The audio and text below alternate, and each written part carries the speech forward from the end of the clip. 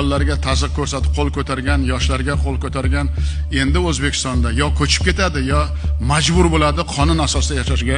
Agar o'qigan bo'lsalaring, umrbod deb yozib qo'ydim. Hamma yuristlar qarshi bo'ldi, lekin men o'zbek millatida bu bo'lishi mumkin emas dedim. O'zbek mamlakatida, yangi O'zbekistonda ko'p millatli xalqimizga yarashmaydi deb shuni yozib qo'ydim. Shuning uchun qat'iy tizim asosida kurash olib boramiz. Endi xotin-qizlar va bolalarga nisbatan har qanday zo'ravonlik va tazyiq holatlariga qarshi qat'iy tizim asosida kurash olib boriladi. Albatta hozir vaqt qisqa, lekin u farmonda o'qigan odam tushunadi. Bu juda katta ong o'zgarayotgan.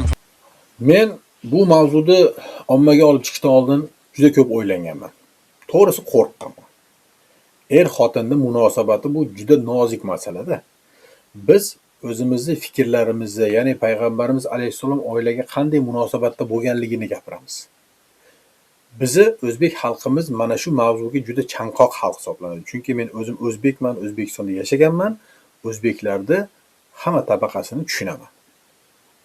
Kuni kecha prezidentimiz Shavkat Miromonovich ham mana shu mavzuga qaror qabul qilgandan keyin men o'zimni ozgina xotirjam his qildim, chunki o'zbek xalqi mana shu mavzuga chanqoqligini davlat miqyosida o'zi bilgan.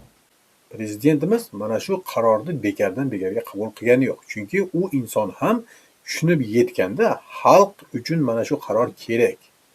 Bizi o'zbek millatimiz yana qaytadan buyuk millat bo'lish kerak degan ma'noda qilingan qaror.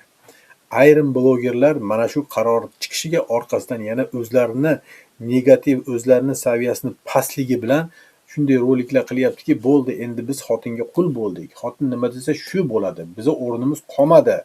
Endi nima qilamiz ekan degan ma'noda videorolik chiqaryapti. Agar bu ahmoqlik-ku, janjal bo'lsa, oilada doim to'polon zulm bo'ladigan bo'lsa, bu oiladan qanaqangi farzandlar yetishib chiqadi? Baxtli kelajak xotirjam, chiroyli muomala va osoyishta bir-biriga go'zal munosabat bo'lgan oilalardan kelib chiqadi. Baxtli farzandlarning kelib chiqishi er-xotinning munosabatiga bog'liq. Biz mana shu narsani gapiramiz. Er-xotinning munosabati go'zal bo'lsa, farzandlarning hayoti go'zal bo'ladi. Mana shu narsani o'zbek xalqi yana tushunib yetishligi uchun qilingan qarorlar bular. Sizni xotiningizga qul bo'ling degilgan qaror emas. Bizni o'zbek millatini yana buyuk cho'qqilarga olib chiqishlik uchun qilingan qaror hisoblanadi bular. Buni to'g'ri tushunish kerak. Buni to'g'ri tushunadiganlar ham ko'p, tushunmaydiganlar ham ko'p. Shuning uchun ozgina e'tiborlik, ozgina saviyani ko'tarish kerak insonlar.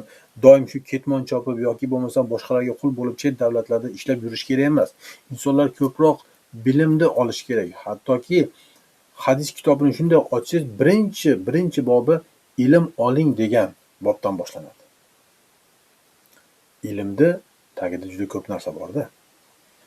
Kommentariyada o'zlarini ongi darajasida har xil kommentariyalar tushadi, negativlar tushadi. Mana bundan insonning kimligini bilib qo'ysangiz bo'ladi. Insonda tilidan chiqayotgan so'zlarda negativ, yomonlik bo'lsa, uning ichi qalbi yomonlikka to'lgan, uni qalbi kir. Agar insonning tilidan go'zal so'zlar chiqayotgan bo'lsa, uni qalbi go'zal. U baxtli inson bo'ladi. Mana shu narsani esdan chiqarmanglar. Tilingizdan chiqayotgan so'zga e'tibor beringlar. Sizdan qanaqa so'zlar chiqyapti? Sizdan qanaqa so'z chiqsa, siz o'zingizga baho beringki, siz shu odamsiz. Shuning uchun ehtiyot bo'lish kerak. Bu qarorni to'g'ri ma'nosini tushunishga harakat qilish kerak.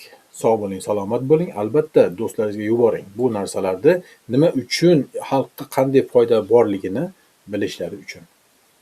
Shunaqa.